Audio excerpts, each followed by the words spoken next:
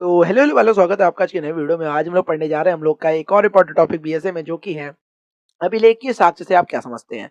प्राथमिक और द्वितीयक साक्ष्यों में हमें अंतर स्थापित करना है और द्वितीय साक्ष्य कब सुसंगत होता है ये भी हमें बताना है। बहुत ज्यादा इंपॉर्टेंट टॉपिक है, इससे ज्यादा कोई भी इंपॉर्टेंट टॉपिक नहीं हो सकता, क्योंकि प्राथमिक और द्वितीयक साक्ष्य के बारे में जरूर ज्यादातर पूछा जाता है, इसलिए मैंने अभिलेखीय साक्ष्य के साथ इसको मर्ज कर दिया। ठीक है, अभिलेखीय साक्ष्य या दस्तावेजी साक्ष्य जिसे डॉक्यूमेंट्री एविडेंस कहते हैं, वो क्या होते हैं। तो अभिलेखीय साक्ष्य का अर्थ है कोई भी ऐसा विषय जिसे किसी पदार्थ जैसे कागज, पत्थर या डिजिटल चिप पर अक्षरों, अंकों या चिन्हों की सहायता से व्यक्त या वर्णित किया गया। जाहिर सी बात है, जो डॉक्यूमेंट्री एविडेंस होता है उसका अर्थ यह है कि कोई भी ऐसा विषय जिसे किसी पदार्थ यानी कि कागज हो गया, पत्थर हो गया, डिजिटल चिप हो गया, उस पर क्या हुआ, अक्षर, अंक या चिन्हों की सहायता से व्यक्त किया, वर्णित किया गया हो, वो अभिलेखीय दस्तावेजी साक्ष्य होता है।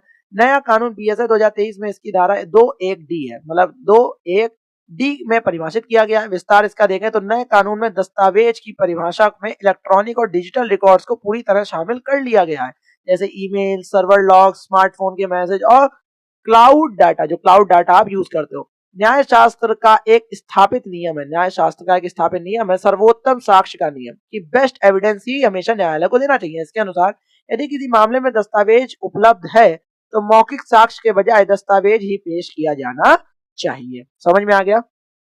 फिर देखते हैं कि प्राथमिक बनाम द्वितीयक साक्ष्य। प्राथमिक बनाम द्वितीय साक्ष्य देखें, या प्राइमरी वर्सेस सेकेंडरी एविडेंस।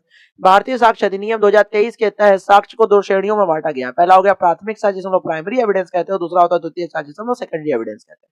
प्राथमिक एविडेंस यानी प्राइमरी जो साक्ष्य है उसको देखते हैं कि बीएसए 2023 की धारा 57, बीएसए की जो 2023 की धारा 57 यानी कि सेक्शन 27, पुराना में 62 थी, तो इसका अर्थ है कि स्वयं वह मूल दस्तावेज या ओरिजिनल डॉक्यूमेंट जिसे न्यायालय के निरीक्षण के लिए पेश किया गया हो। ठीक है, वो प्राथमिक साक्ष्यों का डिजिटल संदर्भ में देखें, यदि कोई डाटा एक साथ कई कंप्यूटरों या उपकरणों में बनाया गया है तो प्रत्येक प्रति प्राथमिक साक्ष्य है। ठीक है, द्वितीयक साक्ष्य देखते हैं कि बीएसए 2023 की धारा 58 के अंतर्गत दिया गया, पुराना सेक्शन 63 था। इसका अर्थ है कि वे प्रतियां जो मूल से बनाई गई, मतलब ओरिजिनल की कॉपी होती है, या मूल दस्तावेज का मौखिक विवरण है, तो वो सब क्या होते हैं, द्वितीयक साक्ष्य होते हैं।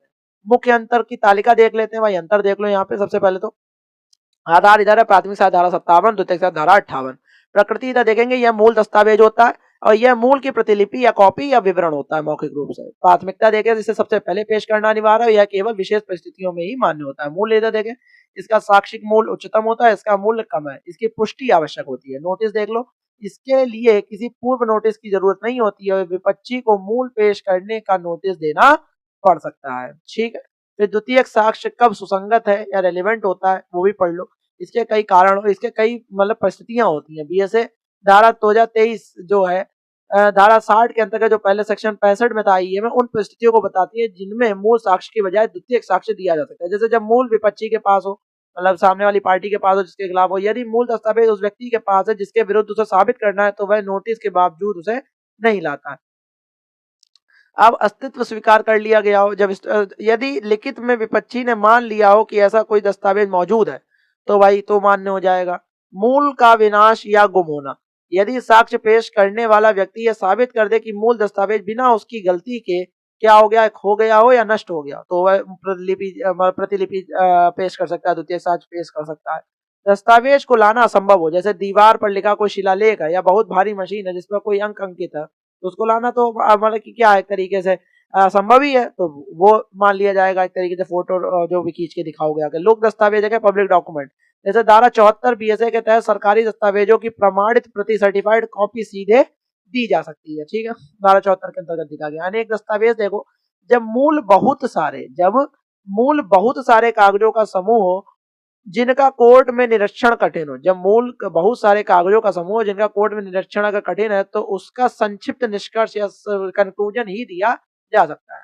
डिजिटल साक्ष्य का विशेष प्रावधान धारा 63 के अंदर जोड़ दिया गया है। कैसे जोड़ा गया है वो देख लो। एक छात्र के रूप में आपको यह समझने के लिए महत्वपूर्ण बिंदु है कि बीएसए की धारा 63 जो पुराने कानून में धारा 65 में एक जगह आई थी, कहती है कि किसी भी इलेक्ट्रॉनिक रिकॉर्ड को द्वितीयक साक्ष्य के रूप में तभी स्वीकार किया जाएगा जब उसके साथ एक प्रमाण पत्र सर्टिफिकेट संलग्न होगा।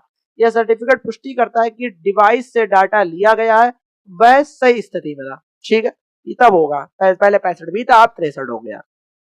महत्वपूर्ण निर्णयवाद देख लो, केस लॉ देख लो। जय यशोदा वर्सेस के शोभा रानी 2007 का मैटर। तो ये कह रहा है सुप्रीम कोर्ट ने स्पष्ट किया कि जब प्राथमिक साक्ष्य की अनुपस्थिति का ठोस कारण से खो जाना या नष्ट होना पेश नहीं किया जा सकता, तब तक द्वितीय साक्ष्य को स्वीकार नहीं किया जा सकता। अनवर पीवी वर्सेस पीके बशीर 2014 मैटर देखो। तो इस केस ने कोर्ट में कहा कि इलेक्ट्रॉनिक रिकॉर्ड जैसे सीडी डीवीडी चिप्स को साबित करने के लिए एक विशेष प्रमाण पत्र अनिवार्य है। इसके बिना ऐसी द्वितीय प्रतियां रद्दी कागज के समान है। फिर देखते हैं अर्जुन पंडित राव कोटकर वर्सेस कैलाश कुशन राव गोरंत्याल।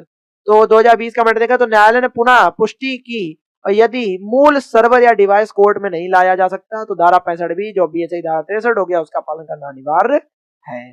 ठीक है। और एंड में निष्कर्ष या कंक्लूजन देखते हैं हम लोग ये कह सकते हैं कि भारतीय साक्ष्य अधिनियम 2023 के अंतर्गत साक्ष्य की ग्राह्यता या एडमिसिबिलिटी जो होती है इस सिद्धांत पर टिकी है कि न्यायालय को हमेशा सर्वोत्तम बेस्ट एविडेंस या बेस्ट चीज की ही जानकारी मिलनी चाहिए।